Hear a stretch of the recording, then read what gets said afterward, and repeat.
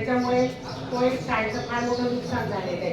शाळेच्या तो ते आता फक्त 6 आमच्या वर्गातले टी व्ही चालू आहे, परंतु जे बाहेर टी व्ही लावलेले आहे त्याचं नुकसान झालेलं आहे. आणि जर शाळा आणखी आपली सुंदर शाळा करायची असेल तर शाळेभोवती बालोद्यान जर केलं तर खरोखरच छान वाटेल. त्याच्यासाठी आपल्याला बालोद्यानासाठी छोट्या मुलांसाठी सीसॉ, घसरगुंडी असेल, झोका असेल, हे जर उपलब्ध झाले तर बरं होईल आपल्या निमित्त.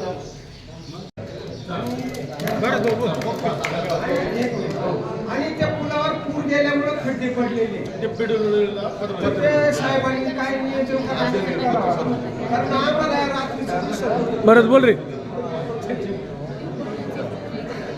एक ऐनवेळचा विषय आहे, ज्या बिबट्यांचा घोडा झालेला आहे गावामध्ये तर त्यांचा बंदोबस्त व्हावी. त्याच्यानंतर दुसरा प्रश्न काही वृक्षारोपणाची गरज आहे. त्याच्यानंतर वॉल कंपाऊंडचा जो काही प्रश्न आहे, वॉल कंपाऊंड अतिशय हे झालेलं आहे, म्हणजे पडण्याच्या परिस्थितीत आहे बऱ्याच ठिकाणी, धोकादायक कंडिशन आहे, काही साप वगैरे निघतात, त्या दृष्टीने सुद्धा काही उपाययोजना गरजेच्या आहेत. त्याच्यानंतर इंटरॅक्टिव्ह पॅनल 2 आहेत सध्या, अजून 2ची जर ही पूर्तता झाली तर नक्कीच चांगलं राहील. ठीक. दुरुस्ती करणे, शाळा डिजिटल करणे, शाळेला परसबाग बांधणे, शाळा संरक्षक भिंत बांधणे. तर त्याच्यामधून आपण शाळा खोल्या दुरुस्ती आणि संरक्षक भिंत घेतलेली.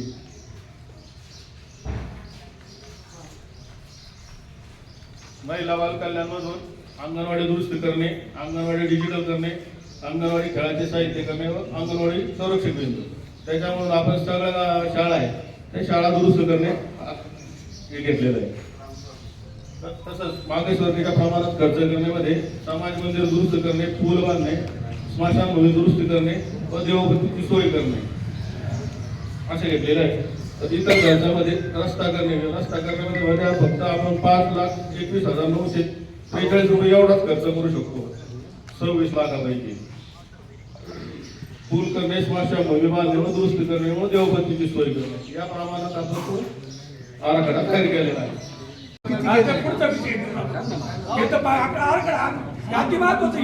ऐनवेळचं नाही का?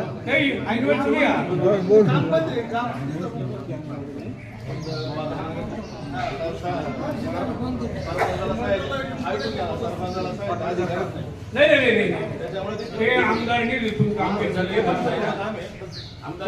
आमदारनी तिथं काम येते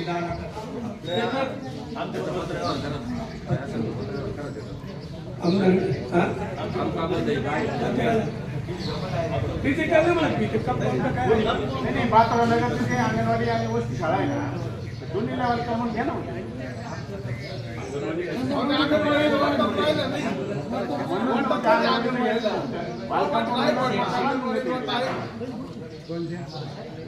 आपल्या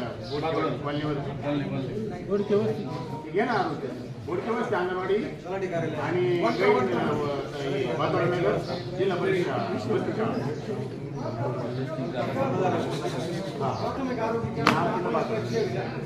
अँब्युलन्सला एक शेड ना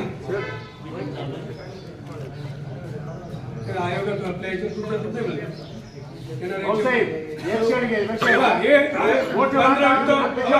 सरकारी कर्मचाऱ्यांना रामनाथ सरकारी कर्मचारी जे आहेत ती घंटागाडी सडून चालली हे पाहते नाही. सार्वजनिक मालमत्ता काय गरज नाही. घरची जर मोटरसायकल सायकलच जरी 4 वेळा पुसून घरात माणूस सडून चालले या वस्तू ट्रॅक्टरवर मोठं तिकडे पुढं प्राथमिक आरोग्य केंद्रापाशी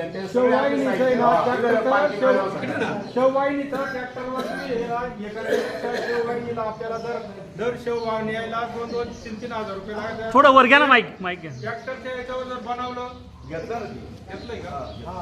आणि ते ट्रॅक्टर जास्त आणून घेऊन जात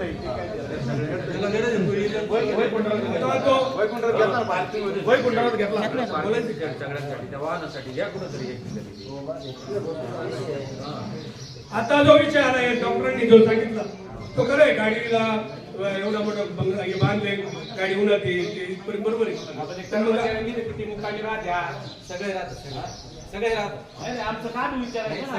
तिथं बस कर्मचारी आहे का तिथं मुक्कामी? म्हणजे आपण पीएससी ताब्यात घेतली, पहिले क्वार्टर ताब्यात घेतली, पहिले क्वार्टर स्वच्छता केली, सगळे कर्मचारी राहतात. फक्त आमच्या फार्मसिस्ट त्या संगमनेरच्या त्यांचे मित्र वाटले, त्यांच्या मुलांचं 6 वर्ष त्यांना नव्हते. बाकी लॅब टेक्निशियन, बाकी याचे LHV, आपले ANM सगळे राहतात. इमर्जन्सीचे सहित सगळे रेकॉर्ड डॉक्टर सुद्धा गावात राहतात. म्हणजे राहण्याचा प्रॉब्लेम नाही, फक्त पण गैरसोय होते ना, नाही तर कोणाची गैरसोय होत नाही नाही आता नवीन स्वार्थ द्या. माझा एक विषय मेनकिनवाडी शाळेचा. कारण वाडी वाजता म्हटलं का आदिवासी पोरं येतात आणि पोरांचा जो मुख्य पाया असतो शिकण्याचा 1ली ते 4थी त्यापर्यंत त्यांना शिकण्यासाठी आवश्यकता असते खऱ्या अर्थानं चांगले शिक्षकाचे. आणि मेनकिनवाडीचा विषय असा आहे का त्या ठिकाणी पटसंख्या कमी झाली होती आणि त्या ठिकाणी एकच शिक्षक होता, परंतु आता त्या ठिकाणी पटसंख्या सुद्धा वाढली पण त्या ठिकाणी शिक्षक एकच आहे. आम्ही शिक्षण अधिकाऱ्याला भेटायला गेलो ते म्हणते की एक माणूस 14 पोरं सांभाळू शकत नाही. मॅडम तुम्ही आहे आपण विषय एक माणूस आम्हाला मान्य आहे, एका वर्गाला 14 नाही 50 पोरं सांभाळू शकत पण एक माणूस 4 वर्ग सांभाळू शकत का मला सांगा दिवसभर. या असे जे उत्तराधिकाऱ्यांचे येत आहे ना तर आमचा एक इथं ठराव लिहून घ्या की आमच्या पोरांचं नुकसान झालं नाही पाहिजे आणि ते शाळेला शिक्षक मिळाला पाहिजे मेनकिनवाडीचा. तोच परत आला पाहिजे. हा ते काय होतं दारोडे मॅडम तिथं असं आहे क्षीरसागर मॅडम आहे ते पगार या शाळेच्या काढ त्यांना शिकवायला उंच खडकला जाते. ते ठरावात घ्या कारण काय होतं आम्ही अधिकाऱ्यापर्यंत ज्यावेळेस जातो ना वेळेस ते उडीची उत्तरं देते आणि आमच्या पोरांचं नुकसान होतं. त्याच्यामुळे मेनकिनवाडीचा विषय हा गांभीर्यानं घ्या. बेंगळवाडीचा विषय होता पण ते आवड सर त्या ठिकाणी गेले त्याच्यामुळे तिथला विषय भेटलाय. हा एक मिनिट हे कॉन्क्रिटिंग झालं याचं पेमेंट किती झाले? आता आनंद गेले जो विषय ऐनवेळेस विषय मध्ये आता विषय तीन प्रश्न झाले ऐनवेळचे ऐनवेळचा विषय झाले 3 पण विषय पहिला आहे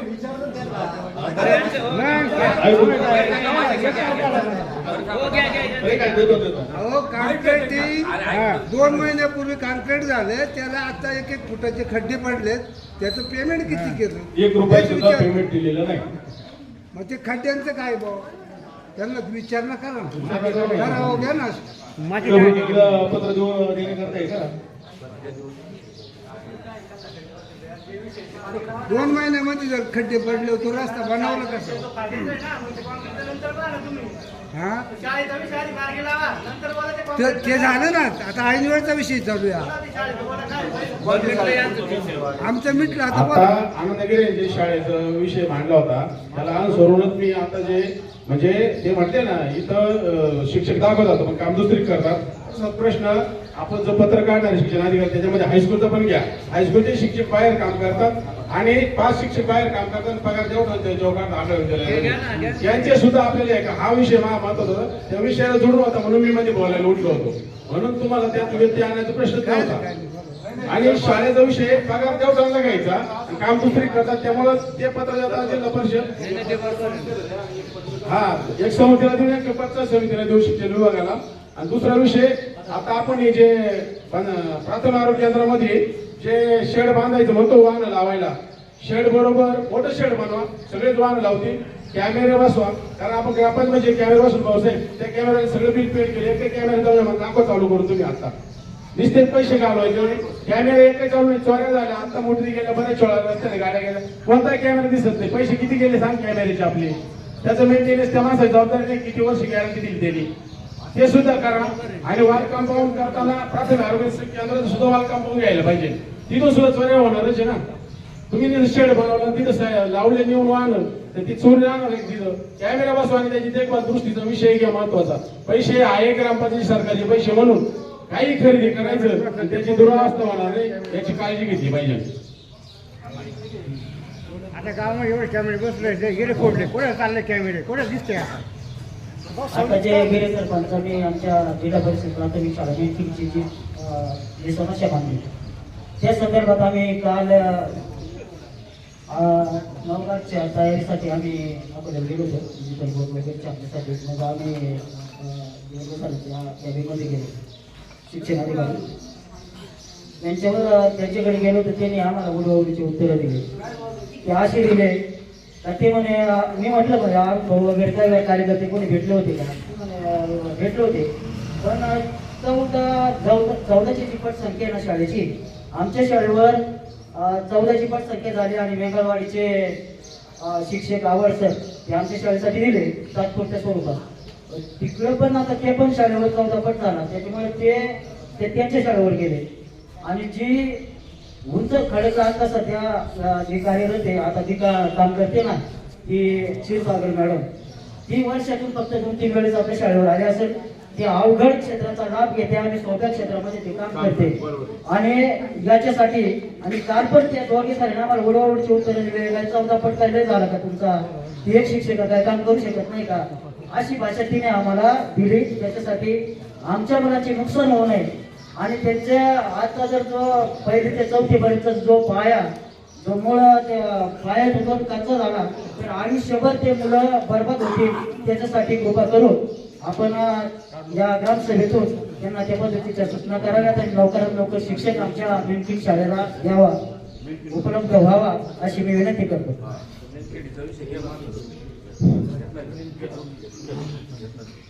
शिक्षण विभागाचे सगळे प्रश्न कोणाला जर मांडायचे असेल राहिले कोणाचे काही प्रश्न शिक्षणाविषयी का पुढे ये ना पुढे तुम्ही यार पुढे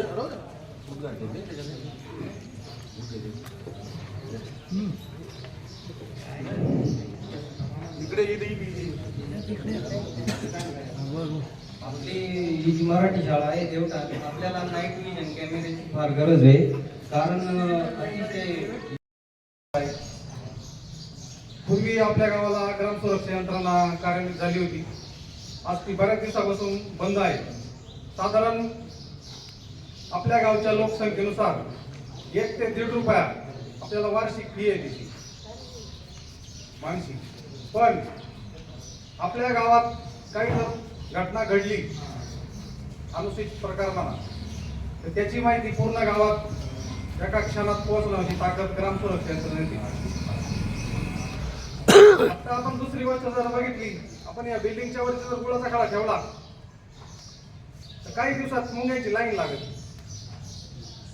तसाच प्रकार हा ग्राम सुरक्षा यंत्रणेचा आहे ती कार्यान्वित झाल्यानंतर काही क्षणात सगळ्या गावातल्या लोकांना माहित होणार आहे माझं असं म्हणणं आहे बिबट्याचा हल्ला झाला दुसरे काही चोर आले हे झालं ते झालं ते याविषयीची सर्व नागरिकांना माहिती मिळण्यासाठी ग्राम सुरक्षा यंत्रणा कार्यान्वित झाली पाहिजे 1 ते 1.5 रुपये प्रत्येक माणसी काही माग नाही ग्रामपंचायतीला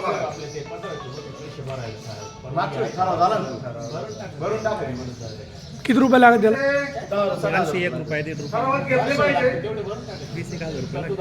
आता मी दिल्लीला गेलो होतो मागच्या वर्षी तिथं राष्ट्रपती भवनला सुद्धा ग्राम सुरक्षा यंत्रणा आपल्या भूमिपुत्रांनी पुरवलेली पोलीस फोर्स असेल सीमा सुरक्षा दल असेल किंवा सुरक्षा यंत्रणा झाली आणि आपल्या गावात जर एखादा बिबट्याचा हल्ला झाला वाड्या वाजत्याला लवकर माहित होत नाही किंवा एका ठिकाणी बिबट्याचं वास्तव असलं माहिती होत नाही लवकर लोकांना शेजारी पाजारी माहिती झालं तर माणसं सतर्क होतील ना त्यांच्याकडे मोबाईल नंबर आहे सगळ्यांनी ग्रामपंचायत जमा करावे लगेच आपण करू शकतो पैसे मला जे मोबाईल झाला काय त्यांनी आपले मोबाईल नंबर ग्रामपंचायत नोंद करावी 15 गटचा म्हणजे 16 गटला पण लगेच करावं आणि ही चांगली सुविधा आहे चांगली सुविधा आपल्या गावाला मिळेल असा ठराव घ्यावा असं मी 17-18 ग्रामसेवक अनेक आम्ही रस्ता खालेल्या अनेक संकटांना सामोरं गेलोय एकदा आपण सर्वांना सांगावं की पावसाळ्याचे दिवस आहेत आपल्याकडं सर्पदंशाचे काही लक्ष आहेत किंवा काय काय कसं आहे कारण खूप इथून माग आम्ही ते सहन केलेलं आहे भविष्यात ते काही अडचणी होऊ नये त्यानंतर 9 ऑगस्टचे सगळ्यांना आमंत्रण देतील आपले आनंदगिरी. आपला विषय वेगळा असताना तुळशीरामने या ठिकाणी जी सूचना मांडली खऱ्या अर्थानं आपल्या सर्वांना आमचं 9 ऑगस्टचं आमंत्रण समजून आपण सर्वांनी आपल्या देवठणगावच्या कार्यक्रमामध्ये सहभागी व्हा एवढीची विनंती करतो.